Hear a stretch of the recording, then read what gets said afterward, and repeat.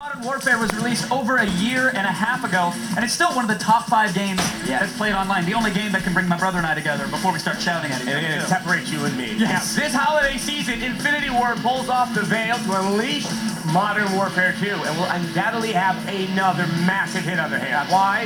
Because Ancient Warfare sucks. Plus, you're shooting things out of a spreadsheet, which is actually pretty fun. That is pretty sweet, yes. All right, anyway, let's check out Modern Warfare 2 right now. Joining us today, community manager at Infinity Ward, Robert Bowling is here. How are you, Robert? I'm fantastic, man. How's your E3 experience so far? I know it's just getting started. Yeah, it's insane. I mean, we kicked it off with the Microsoft press conference yesterday, and that was, I mean, that just, it's all going high speed from there. Yeah, it was great. Starting high, going higher. Yeah. Yeah, I mean, it's only uphill from here. I mean, we have so much to ask about this sequel, but where does Modern Warfare 2 pick up? I mean, single-player-wise, are we playing in the same timeline as the first, or is this after the events of Modern Warfare 1?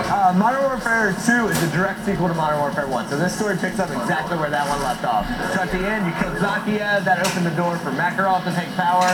This guy's just, you know, he's a bad dude. He wants to do bad things, and he's taking it even further. So, I mean, you'll pick up, you'll notice in our gameplay demo, you'll see some familiar faces, or not, because you played as Soap in the first one, and in this one, he's your captain in Task Force 141. Okay. You finally know what you look like. Now, right here, obviously we saw some of this at the Microsoft press conference, but it's a snow setting. This is a little bit different than the very arid locales that we have in Modern Warfare. What brings you to the mountains?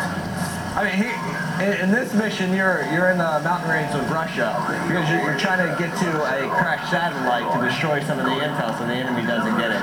So that's what brings you here. But the cool thing about this is, you know, a lot of our fans said they want snow maps, they want bigger maps. I mean, we're bringing all that because locations like this, we have a lot of variety of locations, and this is really cool because it allows us to do things like you see the weather effects, the blizzards, the low visibility, things that add to a variety of gameplay in a subtle way.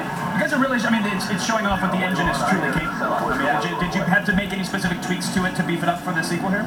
We have streaming textures now, which in Modern Warfare 1, we did streaming audio, but now we stream everything. So that allows us to do the much bigger environments, bigger worlds, and much more detailed environments. So it's true high res and very detailed in the environment straight. I mean, we can fill them out. There's no limit for our designers. And gameplay-wise, you guys transitioned over the multiplayer perks to single-player. Is that correct? Perks, no, we brought over the attachment system and the customization. So you'll go through single player and you'll notice that the enemy AI will have like a FAMAS with a red dot or an EOTech or all these different weapons. You can't customize your loadout single player or any of that. But we brought over that, so all the enemies have customized weapons and they're different, so you're constantly picking up new stuff. Oh, so it's like me playing on the servers with everybody that's better than me. They've got the cool stuff. I just have to try and kill them for it. Exactly. Yeah, I like that. I like that a lot. Now, speaking of weapons, I think what we just saw right there was a weapon that was featured in Call of Duty 4. It looks like it's useful for all the visual inclusion of the sleet and the snow and everything. Yeah, the weapon you start out with, it has this cool attachment called a heartbeat sensor. So when you're stealthing through the snow, you can be going through and checking it out when you have it up and see the heartbeat of the guys in the blizzard. That fantastic weapon. I know. Yeah. Now, what's the type of variety of gameplays? We know there's going to be a variety of locations. We see some jungle in like Game Informer magazine. Are we going to see more of an emphasis on stealth in some areas, or is it still going to be like a lot of the all?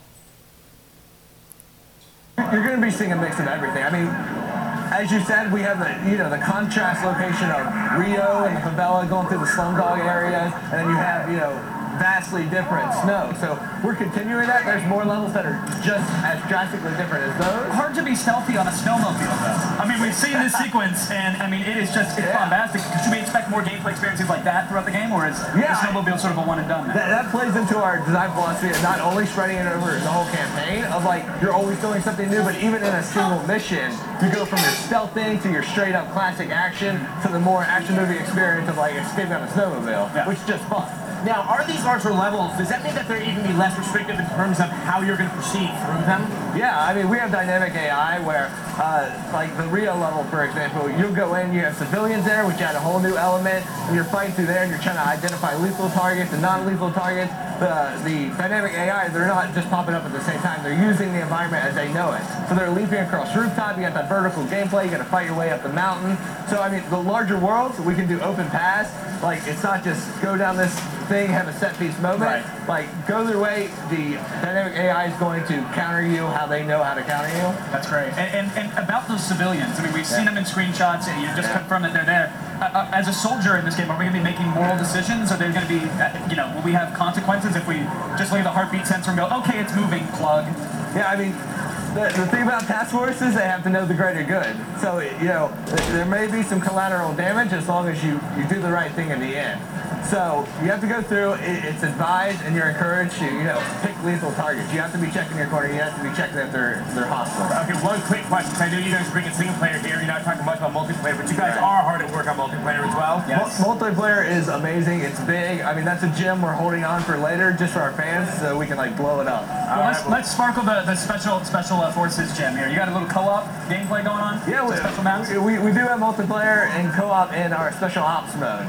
So special ops mode is cool because we can take all the great moments in single player that work really well with co-op, bring them out, put them in special ops, and then craft levels specifically for that mode. All right, and we know that it's coming out on November 9th, right? November 10th. November 10th, that's off on anything. Yeah. Anyway, thank you so much. Robert, what a way to kick off the show today. Really appreciate it. The Modern game was great. Warfare 2. All right. Remember, that is on store shelves November 10th. Yes.